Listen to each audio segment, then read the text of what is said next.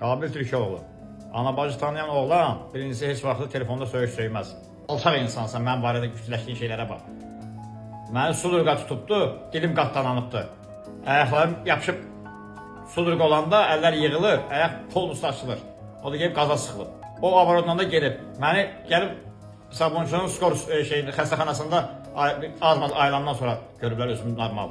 Cəmi 3-4 min pul yığılıb, maşın da hədiyyə edilməyib, yalan söhbətdir. Bunu Bakıda ötən həftə BDE avtomobili ilə dəhşətli qəza törədən sürücü Anar Nəcəfov kart hesabına yüksək məbləğdə pul toplanması ilə bağlı danışarkən deyib. O xəstəxanadan video paylaşaraq əsəbi şəkildə bildirib ki, kartına 90 min manat pul yığılmayıb. O kart pulları başqalarına gedə bilər. Bizim karta gəlməyib. Əgər mən narkomanamsa, Allah mən bəlamı versin. Əgər sən yalandan deyirsənsə, Allah sən balalarının da özünün də bəlasını versin. Sən çox... Qeyd edək ki, sözü gedən qəza bir neçə gün əvvəl Heydər Əliyev prospektində baş verib. Bolt taksi şirkətinə məxsus avtomobilin sürücüsü idarə etməni itirib, arakəsməni yararaq prospektdə hərəkətdə olan Forda dəyib və yolun bu biri tərəfinə düşüb. Hadisə nəticəsində sürücü və sərnişini xəsarət alıb. Qəzadan sonra sosial şəbəkələrdə sürücüyə kömək məqsədi ilə kart hesabı paylaşılaraq kampaniya başladılıb. Lakin bu vətəndaşlar tərəfindən birmənalı qarşılanmayıb. Belə ki, qəzaya səbəb olan və heç bir ağır xəsarət almayan sürücüyə pul yığılması sərt tənqid olunub.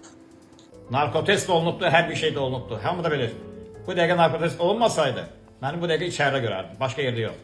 Bildiyin? Adam kişi olar. Səndə özü də o kişilik yoxdur, amma adam kişi olar. Ancaq onun qiymətini edəsən sən. Mingəçevir şəhərində güclü yanğın olub. Hadisə Mingəçevir Tərəvəzçilik Yaşayış Masivi Bahar küçəsində Tərlan Umarova məxsus həyətdə baş verib. Belə ki, evin həyətində olan Opel markalı avtomobil gecə saatlarında alovlanmağa başlayıb. Yanğın yaxınlıqdakı 3 otaqlı evə də keçib və mənzil tamamilə yanaraq kül olub. Hadisə vaxtı mənzildə olan 3 nəfər pəncərədən çıxaraq son anda xilas ola biliblər.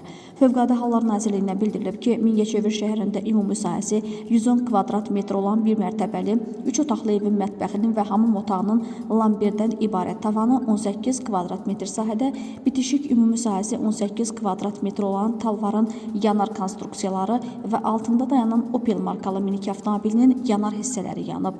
Evin qalan hissəsi yanğından mühafizə olunub, yanğından mühafizə bölmələri tərəfindən söndürülüb.